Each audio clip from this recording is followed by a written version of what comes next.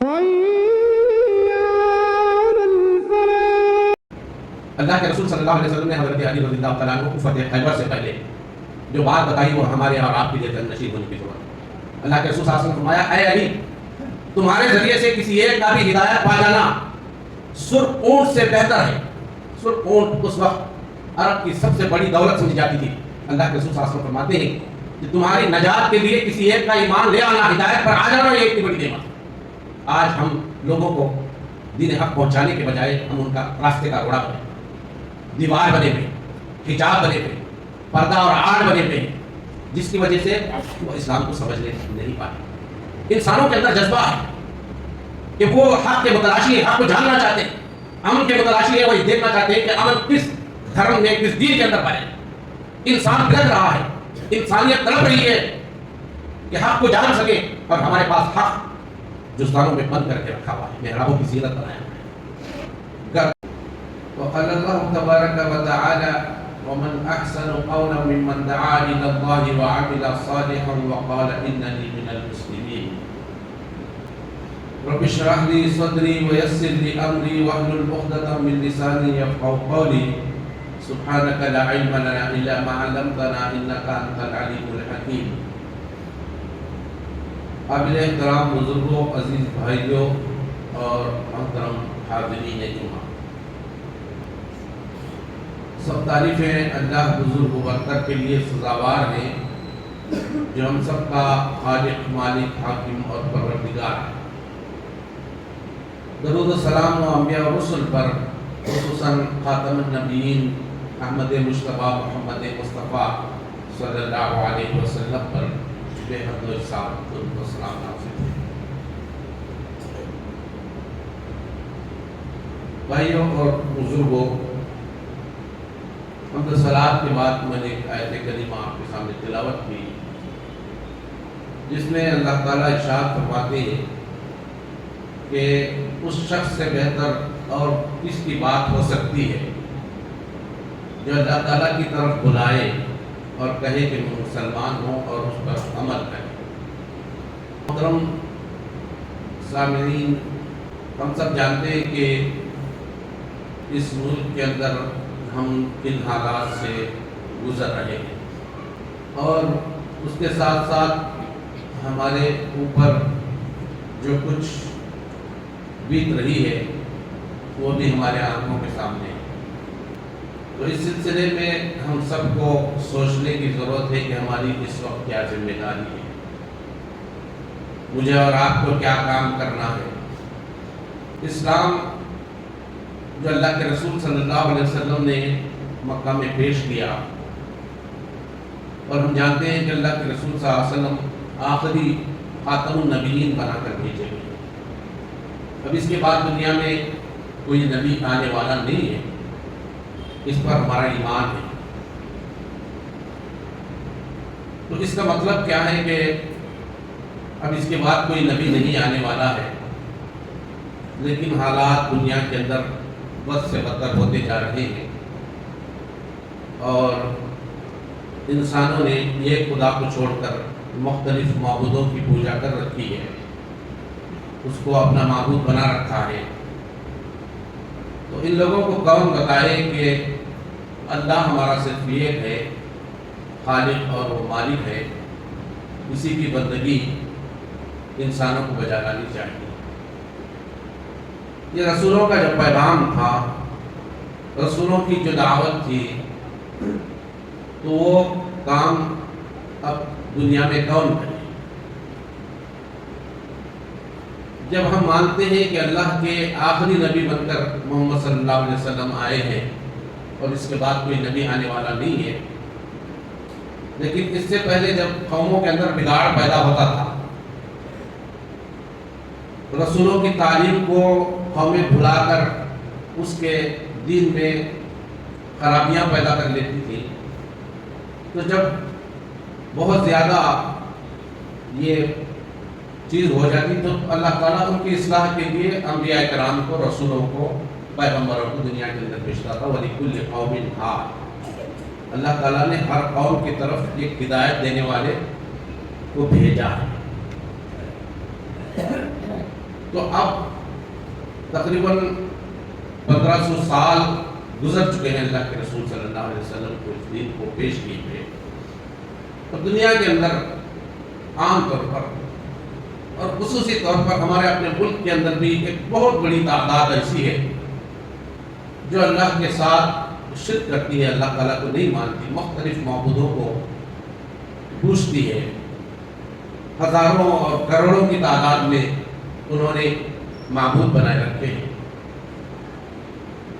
تو یہ پیغام اللہ کے رسول صلی اللہ علیہ وسلم کے بعد مجھے اور آپ کو دینا ہے، یہ ذمہ داری اللہ تعالیٰ نے رسولوں کے بعد اس امت پر ڈالی ہے کہ یہ کام جو رسولوں کا پیغمبروں کا کام تھا وہ امت کے افراد کریں گے، امت مسلمان جانیں۔ اس کو اللہ تعالیٰ نے قرآن مجید میں مختلف انداز سے پیش کیا، کہیں کہا کنتم خیر امہ اخرجت للناس تأمرون بالمعروف وتنہون عن المنکر۔ تو اللہ تعالیٰ نے کہا کہ تم ایک بہترین امت ہو جو انسانوں کے لیے برپا کی ہے، اور تمہارا کام یہ ہے کہ لوگوں کو، دنیا کو یہ بتاؤ کہ خیر کیا ہے، نیکی کے کام کیا ہیں، اچھائیاں کیا ہیں، اور پھر دنیا کے اندر جو برائیاں، جو خرابیاں، جو فساد اور جو بگاڑ انسانوں نے پیدا کر دیے ہیں ان کو اس سے روکو اور ان کو اس سے بچانے کی کوشش کرو۔ کہیں اللہ تعالیٰ نے امت مسلمہ کو کہا کہ تم امت وسط ہو، وَجَعَلْنَاكُمْ أُمَّةً وَسَطًا لِتَكُونُوا شُهَدَاءَ عَلَى النَّاسِ۔ تو اللہ تعالیٰ نے امت وسط کہا اور شہداء للناس کہا، یعنی دنیا کے اندر بہت ساری امتیں ہیں، بہت ساری قومیں ہیں، مگر ان ساری قوموں میں اللہ تعالیٰ کے نزدیک تمہارا مقام بہت اونچا ہے، تم ان ساری قوموں کے سردار ہو، یہ اللہ تعالیٰ کہہ رہا ہے، اور تمہاری ذمہ داری یہ ہے کہ تم لوگوں کو حق کی گواہی دو، شہداء علی الناس وَلِيَكُونَ الرَّسُولُ عَلَيْكُمْ شَهِيدًا۔ اس شہادت پر قیامت کے دن رسول تم پر گواہی دیں گے تاکہ وہ تم پر گواہ کریں، یعنی اللہ کے رسول صلی اللہ علیہ وسلم نے اللہ کی طرف سے جو حق کا پیغام ان کو پہنچایا ہے، اب اس حق کی گواہی دینا ہماری اپنی ذمہ داری ہے۔ اور پھر اللہ تعالیٰ نے کہا کہ کہیں تم کو اللہ تعالیٰ نے یہ دین دے کر بھیجا ہے لِيَقُومَ النَّاسَ بِالْقِسْطِ، تاکہ دنیا کے اندر جہاں ظلم ہے، ستم ہے، بربریت ہے، انسانوں کے حقوق مارے جا رہے ہیں، جو کمزوروں پر ظلم ڈھایا جا رہا ہے، تمہاری یہ ذمہ داری ہے کہ ان پر تم عدل اور انصاف کو قائم کرنے والے ہو۔ یہ مختلف انداز سے اللہ تعالیٰ نے ہماری ذمہ داری کو ہمارے سامنے پیش کیا۔ جب اللہ کے رسول صلی اللہ علیہ وسلم نے اس اسلام کو پیش کیا تو صحابہ کرام نے اس کو قبول کیا، تو ہمیں یہ دیکھنے کی ضرورت ہے کہ صحابہ کرام نے اس دین کو قبول کرنے کے بعد انہوں نے کیا ذمہ داریاں ادا کی۔ تاریخ کا جو مطالعہ ہم کرتے ہیں، سیرت صحابہ کا مطالعہ ہم کرتے ہیں، اس کو پڑھتے ہیں، تو معلوم ہوتا ہے کہ صحابہ کرام جو ہے ایمان لانے کے بعد وہ بھی ایسے خاموش نہیں بیٹھے، چپ نہیں بیٹھ گئے، ایمان لا کر صرف اس پر عمل ہی نہیں کیا بلکہ انہوں نے بھی دوسروں کو اس اسلام کے پیغام کو پہنچایا۔ حضرت ابو بکر صدیق رضی اللہ تعالیٰ عنہ کے سیرت میں آتا ہے کہ انہوں نے جب اللہ کے رسول صلی اللہ علیہ وسلم سے خود جو ہے جا کر اللہ کے رسول صلی اللہ علیہ وسلم سے پوچھا کہ زندگی گزارنے کا صحیح طریقہ کیا ہے، حق کیا ہے، تو اللہ کے رسول صلی اللہ علیہ وسلم نے جب اپنی رسالت کا ذکر کیا تو بغیر کسی تردد کے حضرت ابو بکر صدیق رضی اللہ تعالیٰ عنہ جو پہلے ہی جستجو میں لگے ہوئے تھے، جو پہلے ہی حق کی تلاش میں مبتلا تھے، تو وہ سنتے ہی فوراً ایمان لے آئے، ذرا بھی انہوں نے تردد نہیں کیا۔ پھر اس کے بعد انہوں نے پہلے دن اپنے دوستوں میں، اپنے گھر کو جانے کے بجائے اپنے دوستوں کے پاس گئے اور انہوں نے اسلام کو ان کے سامنے پیش کیا، تو تقریباً 4 افراد نے ان کی اس دعوت کو قبول کیا اور 4 مشرف ہوئے اسلام میں، 4۔ پھر دوسرے دن انہوں نے پھر اپنے ساتھیوں کو اسلام کی دعوت بھی پیش کی تو 5 افراد نے اسلام قبول کیا۔ تو یہ سلسلہ صحابہ کرام نے وہیں سے اس کا آغاز کیا، یعنی اس ذمہ داری کو سمجھتے تھے تو انہوں نے اس کو انجام دیا۔ پھر مختلف نام ہم کو سیرت میں صحابہ کرام کے ملتے ہیں۔ زماد بن ثعلبہ جب وہ آئے اللہ کے رسول صلی اللہ علیہ وسلم کے پاس ایمان لے آئے تو اپنے قبیلے میں گئے اور انہوں نے اپنے قبیلے کو اسلام کی دعوت دی، پورا کا پورا قبیلہ اسلام میں داخل ہوا۔ حضرت ابو ذر غفاری رضی اللہ تعالیٰ عنہ وہ ایک قبیلے غفار کے رہنے والے تھے۔ جب وہ اللہ کے رسول صلی اللہ علیہ وسلم کے پاس انہوں نے اسلام قبول کیا تو اپنے قبیلے میں واپس گئے تو ان کا آدھا قبیلہ اسی وقت مسلمان ہو گئے۔ پھر آدھے قبیلے والوں نے کہا کہ جب اللہ کے رسول صلی اللہ علیہ وسلم ہجرت کر کے مدینہ آ جائیں گے تو ہم وہاں اسلام قبول کر لیں گے۔ پھر اللہ کے رسول صلی اللہ علیہ وسلم جب مدینہ تشریف لے گئے تو ان کا وہ پورا قبیلہ جو ہے مشرف و اسلام۔ حضرت طفیل بن عمر دوسی رضی اللہ تعالیٰ عنہ دوست کا ایک قبیلہ تھا، اس کے ایک فرد تھے، بڑے شاعر تھے، ادب نواز تھے۔ ان کو بھی اسلام سے روکنے کی بڑی کوششیں کی گئی، مکہ والوں نے ان کو ورغلایا، ان کے ذہن میں غلط فہمیاں اللہ کے رسول صلی اللہ علیہ وسلم کے سلسلے میں پیدا کی۔ تو جب وہ مکہ میں آئے خانہ کعبہ کا طواف کرنے کے لیے، حج کے لیے یا عمرہ کے لیے، تو مکہ والے نے جب ان کو نبی کریم صلی اللہ علیہ وسلم کے بارے میں بتایا تو انہوں نے اپنے کانوں میں روئی ڈالی کہ کہیں اس شخص کی بات میرے ذہن میں نہ بیٹھ جائے، کانوں میں نہ پڑ جائے۔ لیکن انہوں نے سوچا کہ میں ایک شاعر ہوں، ادب اور نواز ہوں، کلام کی اچھائی اور برائی کی تمیز میرے اندر ہے، کیوں نہ میں اس کا کلام سنوں۔ جب اللہ کے رسول صلی اللہ علیہ وسلم کی کلام کو گفتگو کو انہوں نے سنا تو ان کو پتہ چل گیا کہ یہ تو کسی انسان کا کلام نہیں ہو سکتا، واقعی یہ خدائی کلام ہے۔ تو اس کے بعد پھر وہ ایمان لائے۔ پھر ایمان لانے کے بعد اپنے قبیلے میں، دوس قبیلے میں واپس گئے تو ان کا پورا قبیلہ مشرف و اسلام تھا۔ یہ صحابہ کے کام تھے، یہ صحابہ کی دعوت کا انداز تھا جو انہوں نے اختیار کیا۔ ایسے مختلف، حالانکہ تاریخ کے اندر یہ بہت بڑی ہمارے لیے کمی محسوس ہوتی ہے کہ صحابہ کرام کی جو دعوتی جد و جہد تھی وہ بہت کم دستیاب ہے۔ اس پر کام ہونا چاہیے اور اس پر امت کو توجہ دینے کی ضرورت ہے۔ تو جب اللہ کے رسول صلی اللہ علیہ وسلم ہجرت کرنے سے پہلے تو صحابہ کرام مدینہ پہنچے تو اللہ کے رسول صلی اللہ علیہ وسلم نے مصعب بن عمیر رضی اللہ تعالیٰ عنہ کو داعی بنا کر بھیجا، داعی اسلام بنا کر بھیجا۔ تو وہ وہاں جب پہنچے تو انہوں نے پہلے ہی دن مدینے کے بہترین قبیلوں کے 2 سرداروں کو اسلام کے اندر داخل کروایا، اپنی حکمت دعوت کی بنیاد پر، اور جو جذبہ ایمانی ان کے اندر تھا اس کی بنیاد پر۔ حالانکہ وہ دونوں سردار ان کے اپنی جگہ سے، ان کے اپنے باغات سے باہر نکالنے کے لیے ان کو آئے تھے کہ یہ شخص آ کے ہمارے اس علاقے میں ہمارے لوگوں کو بددین بنا رہا ہے۔ لیکن انہوں نے ان کی بات، ان کے ساتھ گفتگو کی، ان کا جو حکیمانہ طرز بیان تھا اس سے وہ لوگ متاثر ہوئے۔ جب انہوں نے قرآن سنا تو وہ اسلام لے آئے۔ تو یہ صحابہ کرام نے اسلام کی دعوت جیسے قبول انہوں نے کی ویسے انہوں نے دعوت دوسروں کو بھی دی، اور ذمہ داری کو محسوس کرتے تھے اور اس دعوت کو پھیلانے کے لیے تگ و دو اور اس کے لیے جد و جہد کرتے۔ اللہ کے رسول صلی اللہ علیہ وسلم نبی تھے اور آپ کی ذمہ داری تھی پہنچانا، سارے انسانوں تک پہنچانے کی ذمہ داری تھی۔ تو اللہ کے رسول صلی اللہ علیہ وسلم کی طرف اور آپ کا جذبہ بہت بے انتہا پایا جاتا تھا دعوت کو پہنچانے کے سلسلے میں۔ قرآن نے اللہ کے رسول صلی اللہ علیہ وسلم کی اس بے قراری کا، اس ذمہ داری کے احساس کا نقشہ ہمارے سامنے پیش کرتا ہے۔ لعلک باخع نفسک علی آثارہم ان لم یؤمنوا بہذا الحدیث اسفا۔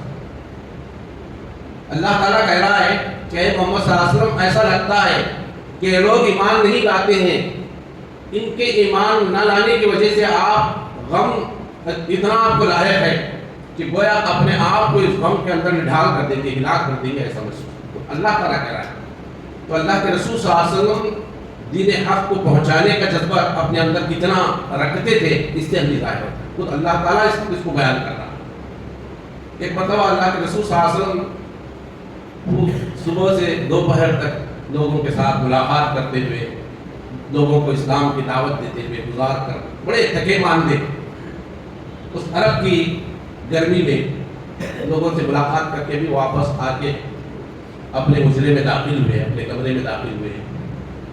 اللہ کے رسول صلی اللہ علیہ وسلم کو پتہ چلا کہ کوئی قافلہ سامنے آ کے ٹھہرا ہوا۔ آپ کی اہلیہ امہات المؤمنین نے آپ کو اس وقت کہا کہ تھوڑی دیر آرام کر لیجیے، تھکے ماندے تھے۔ دھوپ کی شدت میں دوپہر کے وقت عرب اپنے گھروں سے باہر نہیں نکلتے، لیکن اللہ کے رسول صلی اللہ علیہ وسلم نے سنا کہ یہ قافلہ آیا ہے، تو آپ آرام کرنے کے بجائے وہیں سے اٹھ کھڑے ہوئے، حالانکہ آپ کی اہلیہ مبارکہ نے آپ کو کہا کہ تھوڑی دیر آرام کریں۔ تو اللہ کے رسول صلی اللہ علیہ وسلم نے جواب دیا، اگر یہ قافلہ نکل جائے اور میں نے اگر ان کو اسلام کی دعوت نہیں پیش کی تو کل اللہ تعالیٰ کے نزدیک میں کیا جواب دے پاؤں گا؟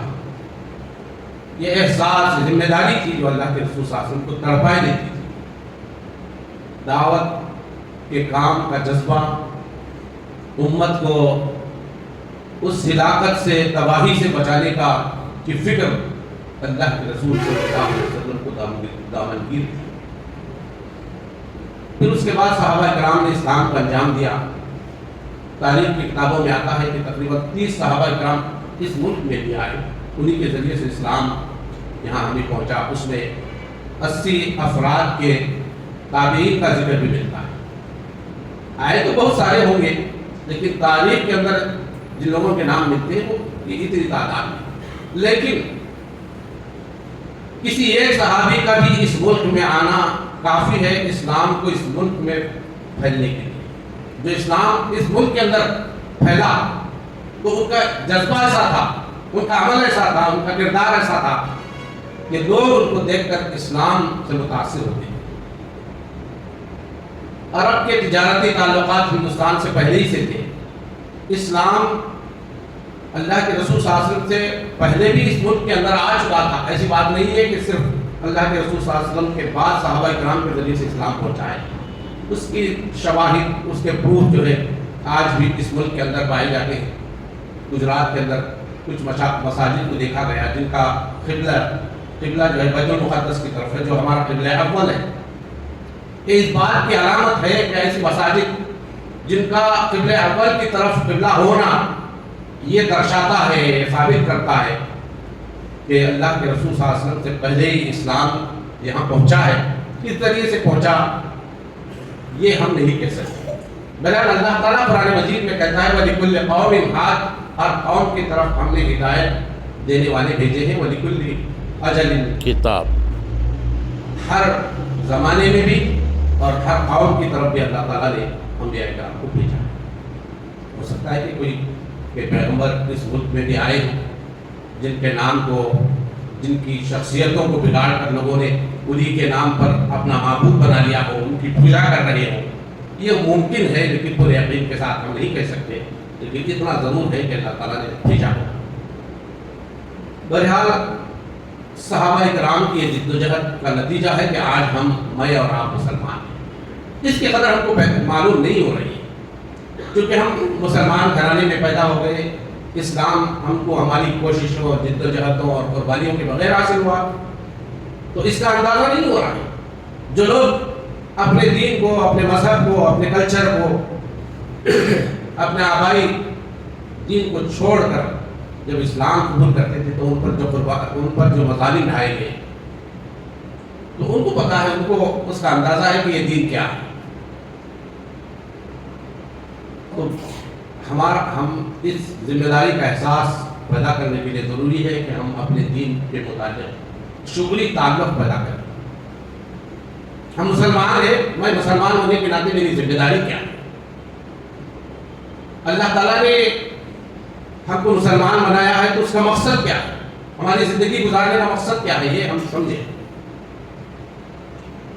تو آج اس ملک کے اندر جو مسلمانوں کے خلاف، اسلام کے خلاف، رسالت مآب صلی اللہ علیہ وسلم کی عزت کے خلاف جو سازشیں ہو رہی ہیں، اس میں ہم بھی بھاگیدار ہیں، ہم بھی حصے دار ہیں۔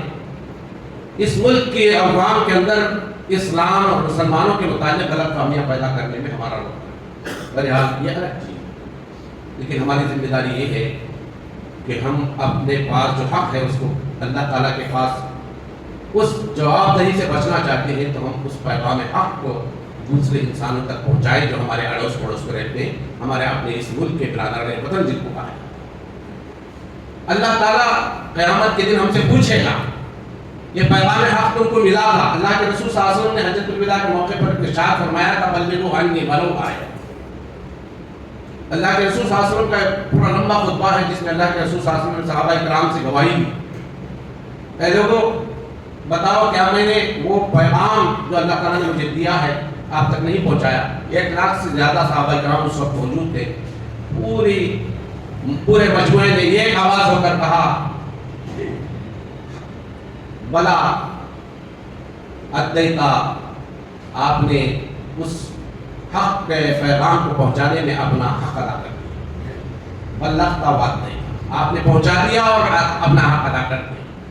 پھر اللہ کے رسول صلی اللہ علیہ وسلم نے اپنی انگلی اللہ تعالیٰ کی طرف اوپر کرتے ہوئے فرمایا کہ اللہ تو گواہ رہنا، یہ لوگ اس بات کی گواہی دے رہے ہیں کہ میں نے ان کو پیغام حق پہنچا دیا۔ پھر اللہ کے رسول صلی اللہ علیہ وسلم نے فرمایا فَلْيُبَلِّغِ الشَّاهِدِ الْغَائِبِ، تم میں سے ہر ایک جو یہاں پر موجود ہے، جو اس وقت موجود ہے، جو لوگ موجود نہیں ہیں ان تک اس پیغام کو پہنچاؤ، جو لوگ اب ہیں، جو آنے والے ہیں، آنے والی نسلوں کو یہ پیغام پہنچاؤ۔ یہ بڑے وسیع معنی میں اللہ کے رسول صلی اللہ علیہ وسلم نے بات صحابہ کرام کو دی۔ جب صحابہ کرام نے اللہ کے رسول صلی اللہ علیہ وسلم سے بات سنی تو عرب کی اس سرزمین کو، مقدس سرزمین کو چھوڑ کر انہوں نے ہر طرف اپنے گھوڑے دوڑائے، دشت و دشت دریا بھی نہ چھوڑے ہم نے، بحر ظلمات میں دوڑا دیے گھوڑے ہم نے۔ کہیں راستے میں سمندر حائل ہو گیا، صحابہ کرام نے اپنے گھوڑے بہت دور تک اس سمندر میں بھی دوڑا۔ اسی پیغام کو پہنچانے کے لیے محمد بن قاسم آئے، انہوں نے انسانوں کو ظلم کی مشکلات سے، ظلم سے نجات دینے کے لیے پھر راجہ طاہر اور دوسرے وقت کے بادشاہوں سے مقابلہ کیا، امن قائم کیا، لوگوں کے حقوق دلوائے۔ اسی کام کے لیے طارق بن زیاد نے یورپ کا رخ کیا۔ ذکر آتا ہے کہ کشتیوں کو انہوں نے جلا ڈالی۔ یہ مستند ہے یا نہیں یہ الگ چیز ہے، لیکن ان کے خطبے سے جو بات نکل کے آتی ہے، جو انہوں نے تقریر کی، اس سے ثابت ہوتا ہے کہ طارق بن زیاد نے وہ جملے اپنے مخاطبین کے سامنے، اپنی فوج کے سامنے رکھی، اسی کے بدولت ان کے اندر وہ جذبہ پیدا ہوا۔ یہ بڑی چھوٹی سی فوج نے لاکھوں کی فوج کا مقابلہ کر کے فتح یاب، اور اس پہل کے اندر، یورپ کے اندر پہلا قدم طارق بن زیاد کے ذریعے سے رکھ دیا گیا اسلام کا۔ دنیا کے مختلف حصے پر ایک قلیل، ایک مختصر مدت میں اسلام پھیل گیا۔ افریقہ کے جنگلات میں، افریقی ممالک میں، یورپ میں، اسپین میں، اندلس، بڑی مشہور تاریخ ہے اس کی، تقریباً 800 سال مسلمانوں نے وہاں حکومت کی ہے۔ ان کی مساجد آج بھی موجود ہیں جو ان کے ایمان پر اور مناظر کو ہمارے سامنے پیش کرتے ہیں۔ بہرحال اللہ کے رسول صلی اللہ علیہ وسلم نے ہمیں یہ ذمہ داری دی ہے کہ ایک بات بھی، ایک آیت بھی ہمیں معلوم ہے کہ دوسروں تک پہنچانا یہ ہماری ذمہ داری ہے۔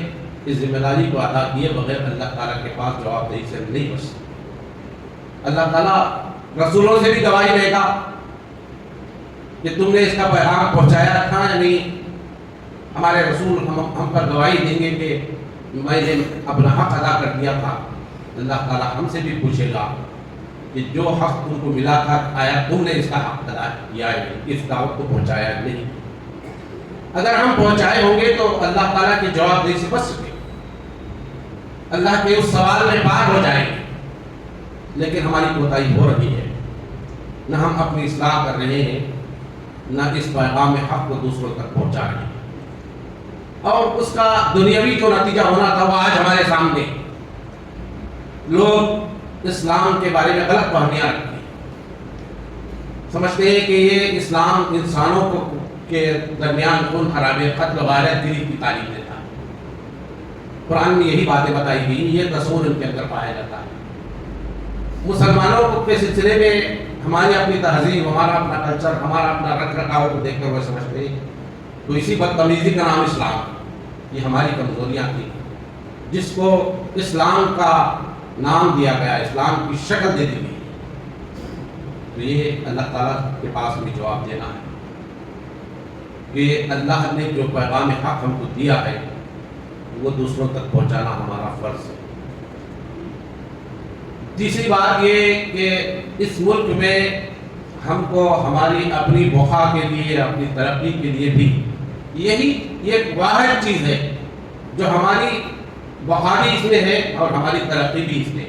اس ملک کے اندر ایسے حالات آنے والے ہیں 2024 کے اندر ہم کو ایسا کام کرنا ہے کہ ہم اپنے برادران وطن کے اندر اپنی امیج کو، اپنی تصویر کو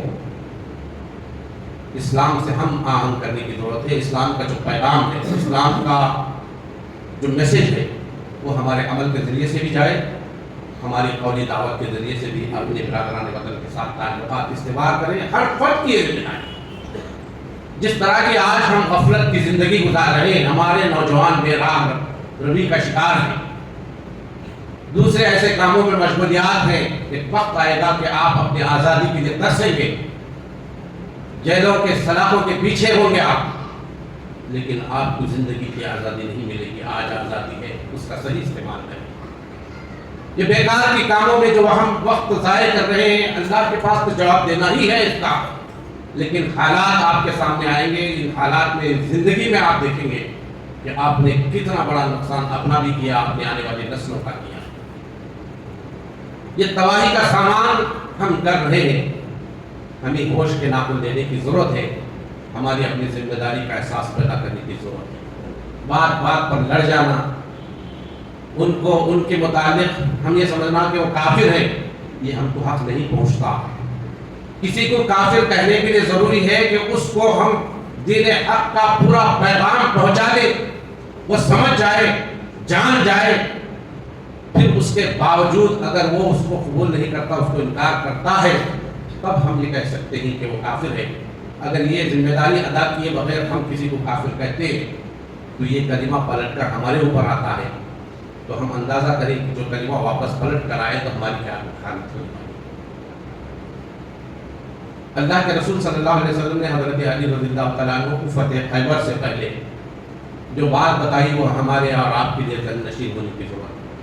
اللہ کے رسول صلی اللہ علیہ وسلم نے فرمایا، اے علی، تمہارے ذریعے سے کسی ایک کا بھی ہدایت پا جانا سرخ اونٹ سے بہتر ہے۔ سرخ اونٹ اس وقت عرب کی سب سے بڑی دولت سمجھی جاتی تھی۔ اللہ کے رسول صلی اللہ علیہ وسلم فرماتے ہیں کہ تمہاری نجات کے لیے کسی ایک کا ایمان لے آنا، ہدایت پر آ جانا، یہ اتنی بڑی نعمت ہے۔ آج ہم لوگوں کو دین حق پہنچانے کے بجائے ہم ان کا راستے کا روڑا بنے، دیوار بنے ہوئے، حجاب بنے ہوئے، پردہ اور آڑ بنے ہوئے، جس کی وجہ سے وہ اسلام کو سمجھنے نہیں پاتے۔ انسانوں کے اندر جذبہ ہے کہ وہ حق کے متلاشی ہیں، حق کو جاننا چاہتے ہیں، امن کے متلاشی ہیں، وہ یہ دیکھنا چاہتے ہیں کہ امن کس دھرم میں، کس دین کے اندر پائے۔